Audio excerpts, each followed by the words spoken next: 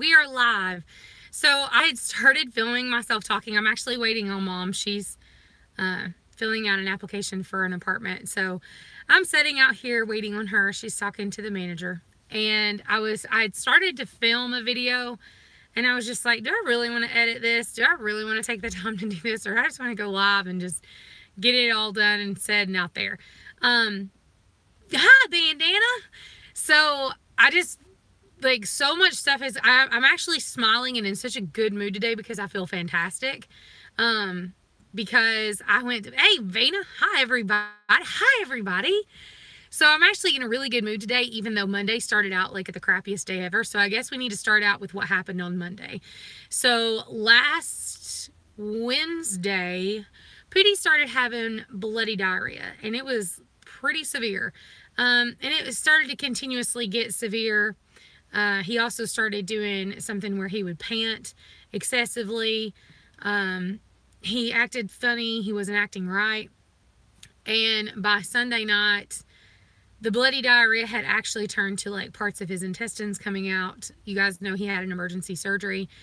So, as hard as it was, Monday morning, Emily did make the decision to take Pootie and have him put to sleep.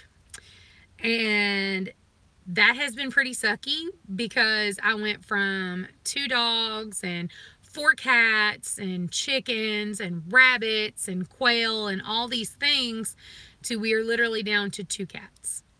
And that is it.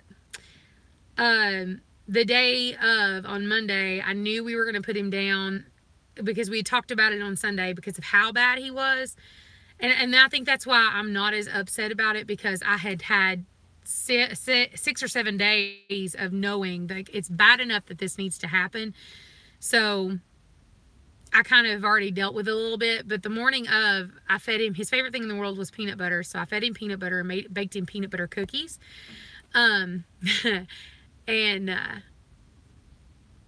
I didn't think ahead, and after we went and put him to sleep, I came back and I'd left him on the counter, and so I had like a complete emotional breakdown. Emily obviously is pregnant, and so she's a lot more emotional, and she is a lot more upset. This is the first thing any of us have posted on social media about it, and it's me, and it's just because it's on YouTube. I'm not posting it to Facebook.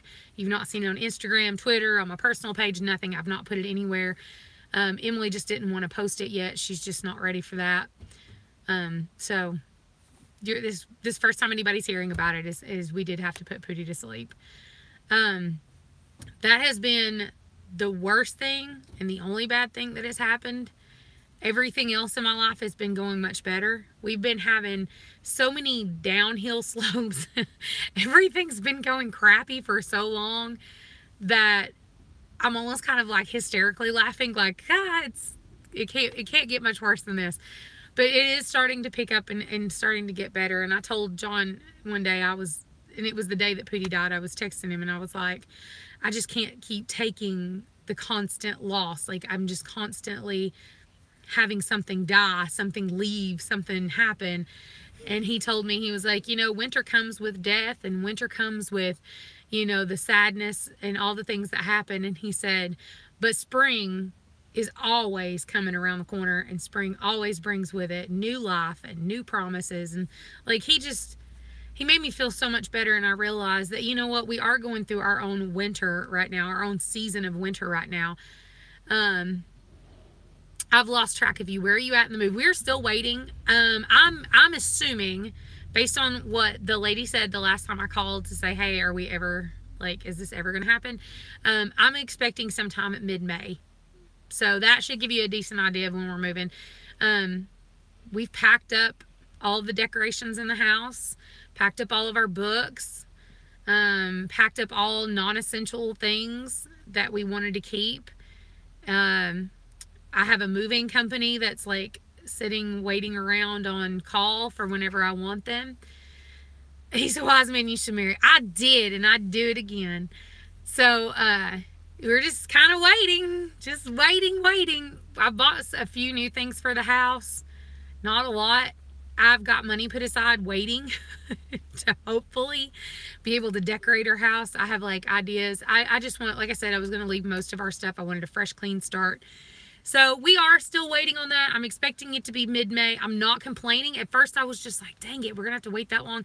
But I'm not complaining, and the reason I'm not complaining is because that keeps the kids from having to swap schools like a month to 2 months before school's over. So that is helpful, because we're gonna like change counties, we're changing cities, we're moving like 1 county over and like 4 cities over. So it's a move. It's actually positive though, because we'll be maybe like 10 minutes from our church, so that's always a good thing. Yeah, there's the P.O. box. Thank you, Bandana. You're such an excellent mod. So we are doing that. We're going to be moving at some point. As far as the animals go, everybody had a home, but now Pootie has passed away. Winter passed away. The chickens have left. They're with my cousin Marie, and Tinky is doing well. Her daughter is obsessed with Tinky, and she sends me pictures occasionally. She's doing great. The rabbits, before, like I said, I sold all the rabbits before any of this stuff started happening. And the lady I sold Rexy Poo to, she still texts me sometimes pictures of him. Rexy and her house rabbit are girlfriend and boyfriend. So Rexy is still got a love interest. As far as the cats go, we have Katniss and Arya. Once the weather started warming up, McGregor and Mama Cat left, vanished. Mama Cat was very pregnant the last time I saw her, like really pregnant the last time I saw her. So my assumption is she's went somewhere to have kittens. We've not seen hide nor hair of her.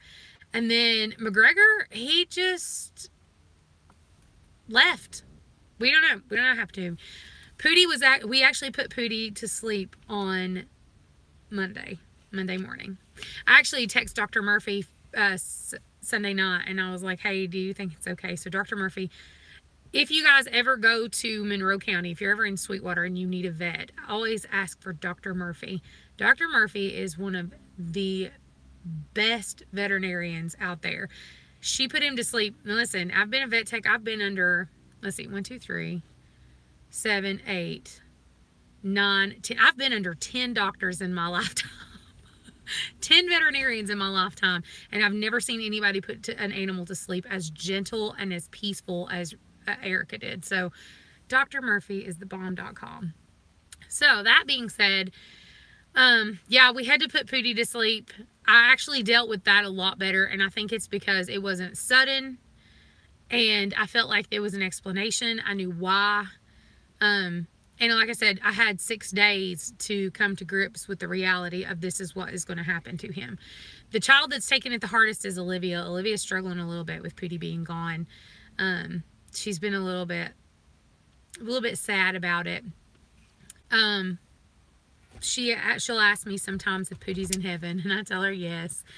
So that has been happening. Trying to remember all of the happenings. We went to the doctor today. I was going to make a vlog, but changed my mind because I kept forgetting to pull the camera out. We went back to do a recheck on Olivia's elbow, and her elbow is fantastic, perfect, back to normal. Will never need anything done. No rehabs, nothing like that. No surgeries, so she's great. Monday morning, I have to take Mara to the doctor because when Mara was 3, she woke up one morning and walked into the living room and looked at me, and one of her eyes was pointing toward her nose, and the other one was straight, and I was like, what happened to you? And so I rushed her to an eye doctor, and they sent her to an eye surgeon, and so she had to have surgery to correct her crossed eye. Mara was also a premature baby, and so she has asymmetrical eyes. One eye is actually larger than the other. Now, the larger eye that you see on her, that is her actual natural looking eye. The one that's smaller is actually sunk back a little bit into her head further than it should be. The skeleton didn't close all the way, and so we have to keep an eye on that for the rest of her life to make sure that that smaller eye doesn't sink back further, and it has. So, and not only that, the eye that we had the surgery on about the crossing, I have noticed is crossing slightly again. So Monday we're going to the doctor, so I will keep you updated and let you guys know what happens with that. So just pray for her, because that really stresses me out. I really don't want her to have to go through another eye surgery, but my guess is that's probably where we're leaning toward is another eye surgery. So there's that. I don't remember, because I was like, there's just so much stuff to talk. Oh, so also yesterday I went to the doctor, not because anything is wrong with me. It was a checkup with the bariatric doctor. I basically told him, hey, look, like, I'm fat and, yeah, tried keto, stuck with it for a while, lost weight, started feeling good, and then all of a sudden the weight stopped falling off and started going back up, and I was like, what the living crap is this about? And so basically I went to him and I was like, okay, I need some like blood work done. Like, we got to figure out what's going on. Like, why, no matter what I'm trying, why am I just not losing weight? And he came to me, and one of the things he told me, he was like, first off, you've got to realize you have to learn to love yourself and love your body, because if you don't love it, you're never going to want to take care of it the way you should. He was like, you have to love yourself. Yes, you're overweight. Wonderful. He was like, I don't care. He's like, I'm not mad at you. And I was like, but I have failed. He was like, you didn't fail with the surgery. That's when he informed me that there's different gauges on the sleeve that they use. And based on my age and what he thought, he did not gauge me as small as he should have. He said, so therefore the weight would just pack back on because of the type of person I am. And he told me that actually was not a bad thing, because, believe it or not, ancestrally, he said that would be like if there was a mass famine, if your body holds on to fat better, you're less likely to die. And he was like, so we can all blame our fatness on the fact of our ancestors, survival of the fittest. Our ancestors, the ones who held on to fat the best, were the ones who survived. I was like, oh, so we're survivors, just not fat, right? And he was like, exactly. Granted, I'm immortal. So I was like, that's great. I mean, that makes sense. It makes total sense. If all the skinny people died off and only the fat people were left to breed, then that's what's going to happen. So he done some blood work, and he actually had me breathe in this little thing. I don't know. It checks like metabolism, all this other stuff. And I had to stand on the scale that you put your bare feet to and all these other different things. Oh, well, hi, Cav. So he had me do all these things, and he comes back to me and he was like, so this is what I want you to do. He was like, you've tried the keto, you've tried low carb, you've done all these things. And he's like, let me give you a suggestion on what I would suggest. He said, I want you to do this for 6 months. And in 6 months, if you've not lost enough weight for your satisfaction, I'll do another surgery. Let me tell you guys, I don't want to do another surgery. I don't want to do it. I hate the idea. The idea of that gives me like freaking hives. I don't want to do it. So he told me, he said, try something called IF, intermittent fasting. Now let me be honest, let's cut the BS and let me be totally honest with you. I have tried it before, and by trying it, I mean that I would get up in the morning and I would have coffee with creamer and sugar, but I wasn't eating. And then I would have juice or lemonade or what have you. And then somewhere around 10 o'clock I would eat. And I would eat for like 10 hours and then, fast for 14.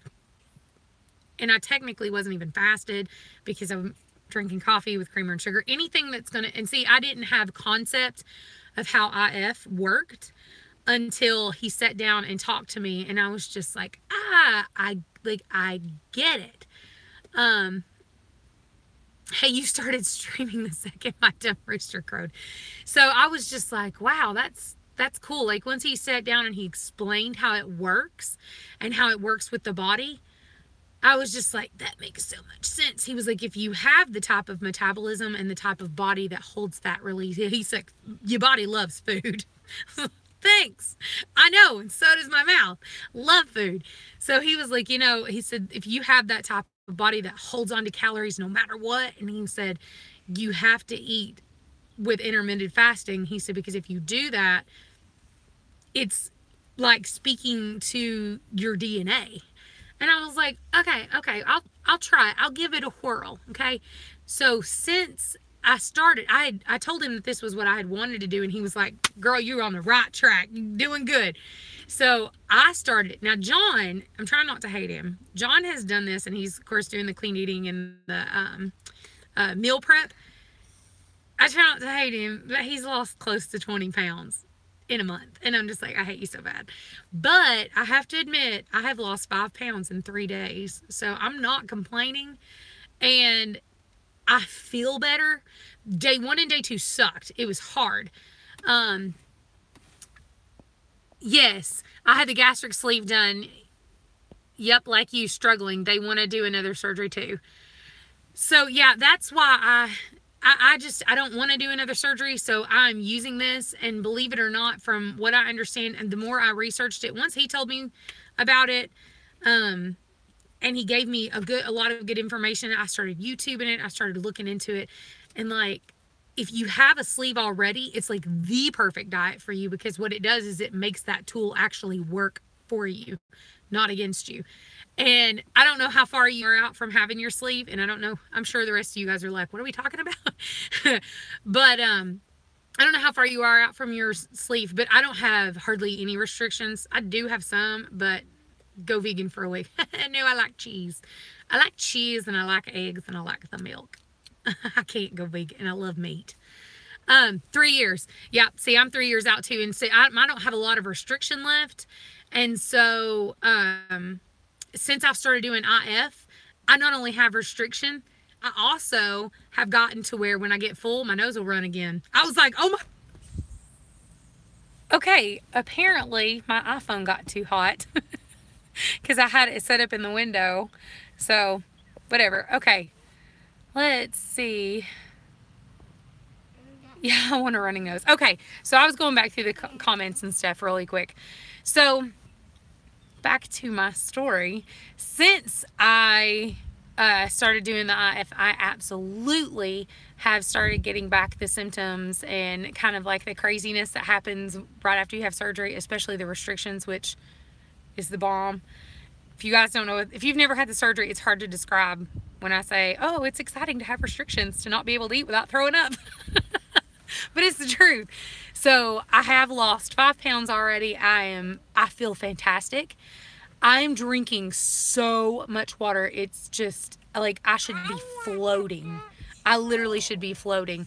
Yesterday I drank 108 ounces of water in 1 day. Like, I'm drinking a lot of water. So I'm kind of floating. I'm actually sleeping better. The other suggestion he had, and I loved the suggestion, and we're actually trying to do this more often, which John was trying to do it before I was. He's 5 weeks into it. I'm just 3 days into it. One of the things that he suggested was try to make about 80 to 90% of your food one ingredient. And I was like, still to this day can't eat. I can't do pork. Bacon, yes. Bacon is in a category on its own. Pork, I cannot do it. It hurts. It hurts bad. And I went to the doctor. Yeah, you went to the doctor. So, I don't even know what I was telling you. So anyway, yeah, I am enjoying this, but he said try to make about 80% of your food one ingredient. And I was like, that's a good thing to live by, you know, one ingredient. So it's not like butter, sugar, sweet potatoes. It's eat sweet potatoes. It's, you know, if I do eat broccoli, I don't like broccoli unless I have cheese on it, like broccoli and cheese. So cheese would be my 20% of a multiple ingredient food. And he said, even if it is a multiple ingredient food, like bread, cheese, anything like that, try to limit them to 1 or 2 times a day. And I was like, okay, I can do that.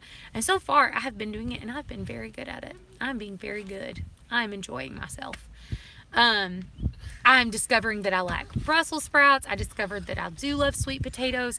I have never had any of this. Ooh, it's getting cold. I had never realized I liked any of this stuff until I said, okay, I'm going to try this. And I'm really liking it. So we have been clean eating, but since I have started the IF, intermittent fasting, if you guys have not seen it, look it up. It's really good, and it's really worth it. Brussels sprouts. Tell that to my son. Somebody suggested taking Brussels sprouts and roasting them in the oven, and then somebody else said to fry them in a pan with bacon. So I don't know. I've never tried either one. We just steamed ours. I liked it pretty good. The other thing, you guys, I don't know if some of you guys have been with me for a long time. Some of you are just jumping on the board of this crazy train. back last year, I took the DNA test from 23andMe and had like a complete and emotional breakdown live because I found out that I was not Native American at freaking all, and that I was Irish and Scottish and some German, and there was something else. What was the other one? Oh, Iberian. And I was like, what the even heck? I didn't even know what that was. Where's that at on a map? And I found out it's like in Spain or close to Spain. So I was just like, Emily, are you guys still out shopping? I'm waiting. Mom's in there getting an application for an apartment over here at one of these apartments. She's filling it out. Yeah. So I'm white. Yeah, basically I'm white. I was like, there's no Native in there nowhere. My feelings were so hurt because my whole family forever has said, oh, we're Native American and German. We're Native American and German. No, I was only like 7.8% German, which my maiden name was Fritz. Like, I thought I was German a lot more than that, but nope, apparently not. Amy! And so I found out that I was almost 60% Irish. I was like, what the even heck? And then I'm like 23% Scottish. What the heck? So I was so confused. Well, since then, I have discovered, hey, Livy, What? somebody said hi to you. Yeah. Her name is Kelly. Say, hey, Kelly. Hey, Kelly. So I was just like totally flabbergasted. So since then, I have been seeing people drink beer and wear kilts, I guess. So I've been seeing people posting saying that 23andMe is a little bit more they're a little bit more guessing, and I thought, no, they're just, you know, people are probably just mad about the results. Like, I wasn't excited. I was just like, I'm been lied to. We actually had a guy that came into my mom's job, and he is dark. He's African American, and he's very dark complected. He did 23andMe, and it came back, and he had no African, none. It basically said he was like really white. And so I then began to question the validity of it all. So I decided that I sent off for an ancestry test, and I got it in the mail yesterday. I spit in it yesterday, and I'm sending it off first thing in the morning. So in 8 weeks, I'm gonna get back my DNA results, and we'll compare them and see if they're the same, if they're different, because he said he sent off for ancestry and it came back that he was like 97% African American. Okay, that makes sense. So I was just like, I'm so interested to find out if it differs. Is it the same? I'm just curious. And the best part is, just send your good respect to those lab coats. So I'm excited and I'm interested to see if it's the same or if it's different. And if it is, even if it is the same, the other thing that I like about the ancestry is I'm real excited because I bought the test, you get a discount on being able to excited for Nanny to get to find out where she came from, where we all came from. I'm really interested. I hope all this genetics isn't used against us in the future. Clone me. I don't care. Who'd want it? Yeah. Yeah. So, yeah, I'm super excited to see what it says. Like, really excited. And I got a new LOL. You got a new LOL. You better sit up. Well, you don't have to worry about being buckled right now. There are these new little dolls that came out. They're called LOL dolls, and my kid, like, is obsessed with them. I've already bought her 3 of them. She loves them. This one is when I buy it. Yeah. And this one got shoes. Yeah. Yeah, I'm not worried about them getting our genetics. I mean, my Lord, if they were going to do that, how many times do you go to the doctor and get blood work? How many times have you had to be fingerprinted for something? How many times have you had to go to the hospital for whatever reason? I mean, they take your blood when you're a baby. So it's all the same. I mean, this is just spit. So that is just some of the craziness that has been going on with my life right now. They know I'm A negative. Yeah, I don't even remember what my blood type is. That's sad. But I really don't. Oh, tomorrow I'm going to go pick up some shirts. I actually had a boutique, and they are local, and they are a small business. And she has the cutest t-shirts ever. Sometimes you will see us share them on Southern Mama's Coffee Break. And she's going to give me a couple shirts for me to wear. And I'm going to be able to post the link if you guys want to buy some of these shirts. They are adorable. I can't remember what... I think the first one says something about, I got a good heart, but Lord, this mouth. I was like, that is me. But I used to work with her. She's a very sweet person. Her name is Heather. Her mom actually owns the tanning bed that I go to. How much protein are you eating a day? Right now, I'm doing between 70 and 100 grams of protein a day. Are you still getting raw milk? I'm not. Actually, I'm not able to get the raw milk anymore because when I went to the Amish girl the last time, she said that they only have one cow. And because of the fact that she just had a brand new baby and she's not been able to keep up with the milking, the cow's production has went down some. And they already had customers before me. I was kind of like a late comer. And so she wouldn't be able to sell to me anymore. And I've not been able to find any raw milk since. I will continue to look. And right now in our state, in our area, we're actually having this... Are you including any green juices in your food plan? There is one green juice that I really love. They call it the mean green. It's cucumber, kale, green apples, and lemon. It's good. So I do juice occasionally, but aren't you part owner of that cow? They gave me my money back for my part owner of the cow. So when I started looking around, we're struggling right now in our area anyway.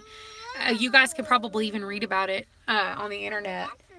Dean Foods, I don't know if you guys know who that is. Dean Foods, they actually, around here, Mayfield Milk is like the bee's knees. It was originally owned by Scotty Mayfield in Athens, Tennessee, and they actually sold it to Dean Foods. Now, it was supposed to be like small town kind of thing. They sold it to this big milking production, and Dean Foods actually went around to all of the local dairies and served them papers letting them know that within 90 days they will no longer purchase milk from them. They are purchasing the milk from a large production dairy that Walmart is actually opening up. So, as of this very moment, like, I've not even talked about raw milk, and I'm just trying to avoid the subject right now. Milk is kind of like a bad word right now. How do farmers are not getting paid, Bandana. Believe it or not, that was one of the things that they were talking about, is that they've not had a pay raise since the 1980s. Like, they're still making as much. What, baby? They're going to the park, Chuck E. Cheese, have a picnic at the park. A picnic at the park and Chuck E. Cheese, okay. And we're going to go every store we want. And go to every store we want. Okay, that sounds like fun. And we're going to have Easter eggs. Easter eggs. And we're going to have an Easter egg at the park. Yep, Easter eggs at the park. Yeah, it's And you're going to have Easter egg hunt at the park. Mm-hmm. So there, believe it or not, one of the girls I used to work with, her name is Donna, and her husband just got one of those letters. And Rod has literally been in milk since, I think he's like third or fourth generation farmer. I know that the people way down from us, I say down the road, but it's probably about 4 miles from my house. They own a big farm. So I actually had somebody contact me and said, hey, do you think you guys could talk about what's going on and, you know, see if any of the homesteaders wanted to band together and start buying milk from him? And I was like, I mean, we could, but I don't know if there's enough of us to do it, and I don't know how he could ship it. And of course, government controls everything. But some of these third and fourth generation farmers who've owned these properties for hundreds of years, they're literally, they're going under. and they have 90 days, and it couldn't come at the worst time, because right now they said that the price of cattle is so low they're going to lose money just trying to sell the cows that they can't feed because they can't milk, because they're not getting milk bought from them. So they're in a really bad situation right now. All the major farmers in our area are in a really bad situation. And I know Donna posted it on Facebook, and I couldn't believe, I was hoping that Rodney wouldn't get hit with it, but he did. Same thing is happening in Pennsylvania now. The dairy farmers are trying to find different outlets to sell their milk. I don't know how they're going to do it. Like, as I was watching all this stuff go down, I could not believe what I was seeing. I was just like, how could you cut the legs out from under the little guy? I mean, I don't know.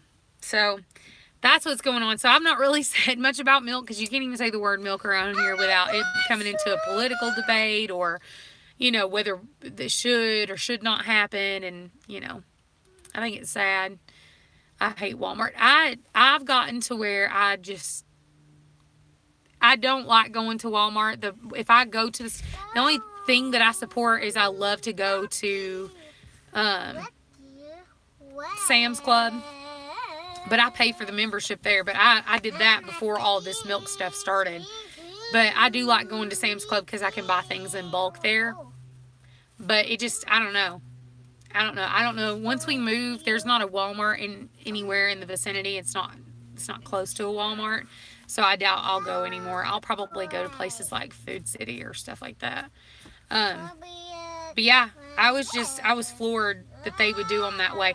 And that's the thing that bothers me the most, is because Mayfield, I don't buy Mayfield milk, because here a regular gallon of milk is like $3.29.